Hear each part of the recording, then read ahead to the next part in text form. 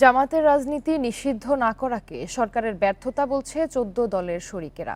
এ প্রশ্নে ক্ষমতাসীনদের দ্বিধার সমালোচনা করেছেন তারা। তবে এ অভিযোগ অস্বীকার করেছে আওয়ামী লীগ। তারা বলছে জোটের সভায় কখনোই এ নিয়ে ততটা সোচ্চার নয় শরিকেরা। ১, ২, ৩ ঢাকায় জমি জিতে নিন ১০০% ক্যাশব্যাক সহ ২০ কোটি টাকার পুরস্কার। সংবিধানের সঙ্গে সাংঘর্ষিক গঠনতন্ত্র, তাই জামায়াতে ইসলামের নিবন্ধনকে অবৈধ বলে ২০১৩ সালে তা বাতিল করে হাইকোর্ট। এর ৫ বছর পর ২০১৮ সালের অক্টোবরে তাদের নিবন্ধন বাতিল করে প্রজ্ঞাপন দেয় নির্বাচন কমিশন। আদালতের রায়ের বিরুদ্ধে জামাতের দুটো আপিল বিচারাধীন ১০ বছর ধরে।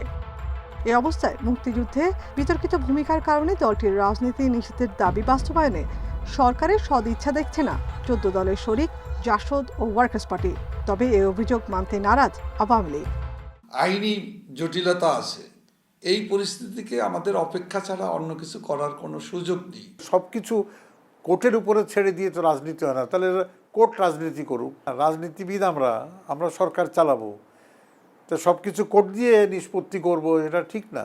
আওয়ামী লীগ এই ক্ষেত্রে একটা ধরনের ব্যালেন্সিং গেম খেলার চেষ্টা করে এবং যে ক্ষেত্রে জামাতকে তারা টিকিয়ে রাখার, মানে জামাত থাকুক, চাপের মধ্যে থাকুক কিন্তু পরিপূর্ণ না থাকুক, এই ধরনের জায়গায় তারা যায়। যুদ্ধ অপরাধে অভিযুক্ত জামাত প্রায় ১ দশক পর মাঠে নামে গত অক্টোবরে। সম্প্রতি ইফতার মাহফিলের মাধ্যমেও সামনে এসেছে তারা। হঠাৎ করে এই সক্রিয়তায় সরকারের গাফলতি দেখছে ১৪ দলের শরিকরা।